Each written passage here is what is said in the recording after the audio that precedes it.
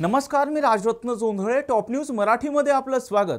उद्या पुण्यात संत तुकाराम महाराज आणि संत ज्ञानेश्वर महाराज यांच्या पालखीचं आगमन होणार आहे. यावेळी लाखो वारकरी पुण्यामध्ये 2 ते 3 मार्गांनी दाखल होतात. शहराच्या मुख्य भागात त्यांचा 2 दिवसांचा मुक्काम असतो. संत तुकाराम महाराज आणि संत ज्ञानेश्वर महाराज यांच्या पालखीचा मार्ग नेमका कसा आहे पाहूयात ग्राफिक्सच्या माध्यमातून. संत तुकाराम महाराज पालखी मार्ग Pimpri Chinchwad, Bopodi, COEP college, Fergusson college, Laxmi road मार्गे निवडुंगा विठोबा मंदिर, नानापेठ. संत ज्ञानेश्वर महाराज पालखी मार्ग कळस फाटा, संगमवाडी, संचेती पूल, फर्ग्युसन कॉलेज, लक्ष्मी रोड मार्गे पालखी विठोबा मंदिर, भवानीपेठ.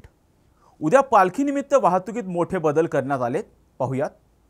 उद्या संत तुकाराम महाराज आणि संत ज्ञानेश्वर महाराजांच्या पालखीचं आगमन पुण्यात होणार. वाहतूक कोंडी टाळण्यासाठी वाहतुकीत बदल. पहा कोणते रस्ते चालू तर कोणते बंद. सकाळी 6 वाजल्यापासून आळंदी रोड बंद राहणार. पालखी मार्गक्रमण करेल तसं तसे रस्ते बंद करणार. पालखी पुढे सरकल्यानंतर मागचे रस्ते खुले करणार. गुगल मॅपद्वारे वाहतुकीतील बदल समजणार. वाहतुकीतील बदलाच्या सूचना सोशल मीडियावरूनही मिळणार. संत तुकाराम महाराज आणि संत ज्ञानेश्वर महाराज यांची पालखी पुण्यात दाखल झाल्यानंतर वाहतूक कोंडी टाळण्यासाठी कोणकोणते बदल करण्यात आलेत याची माहिती अतिरिक्त पोलीस आयुक्त मनोज पाटील यांनी दिली, पाहूया. 30 जून रोजी ज्ञानेश्वर महाराज आणि तुकाराम महाराजांचे पालखीचं आगमन पुणे शहरामध्ये होत आहे. यामध्ये वाहतुकीवरती बऱ्यापैकी ताण येतो आणि बरेचसे रस्ते बंद होतात. तर सर्वप्रथम मी पुणेकरांना एक विनंती करतो की 30 तारखेला आणि विशेषतः 2 तारखेला म्हणजे ज्यावेळेला पालख्यांचं प्रस्थान होणार आहे, या 2 दिवसामध्ये वाहनाचा वापर कमीत कमी करावा.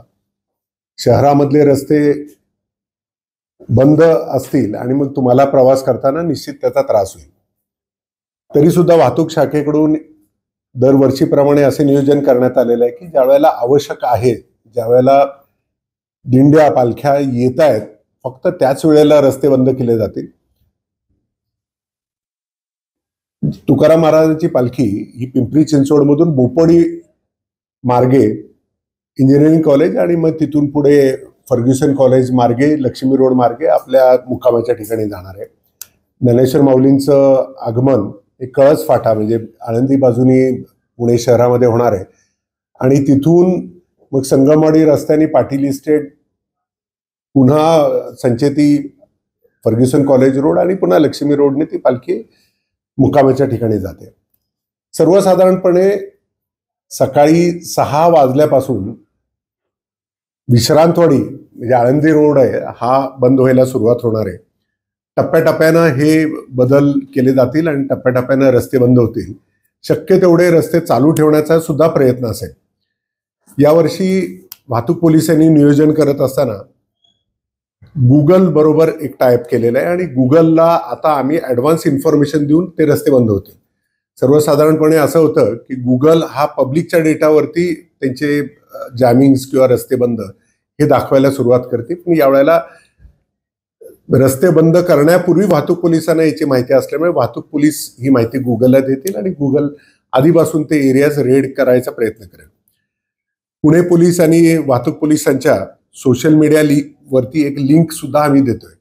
या लिंकवरती जी येणाऱ्या पालखी आहे तर त्याचं पहिलं टोक आणि शेवटचं टोक याची माहिती सुद्धा आपल्याला मिळेल, जेणेकरून तुम्हाला तुमचं जर्नी प्लॅन करता येईल. जसं जसं शेवटचं टोक पुढं जाईल तसे मागून रस्ते खुलत जातील आणि पुढचं टोक ज्या वेळेला एंटर करायला लागेल त्याच्या पुढचे 2 रस्ते हे खबरदारीचे उपाय म्हणून बंद करण्यात येतील.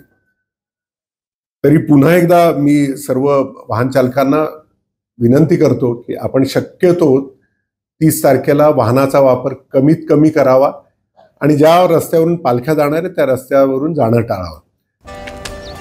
कम ऑन गाइस, हरी अप. यार सुन ना, एक ब्रेक ले लेते हैं. Guys, I am telling you, तुम लोगों को सही से ट्रैकिंग नहीं आता. But that's okay, you can learn. रोज का ढक्कन देना.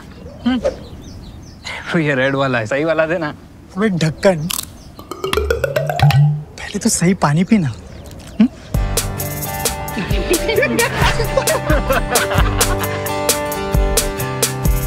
Manikchand Oxyrich, proudly Indian.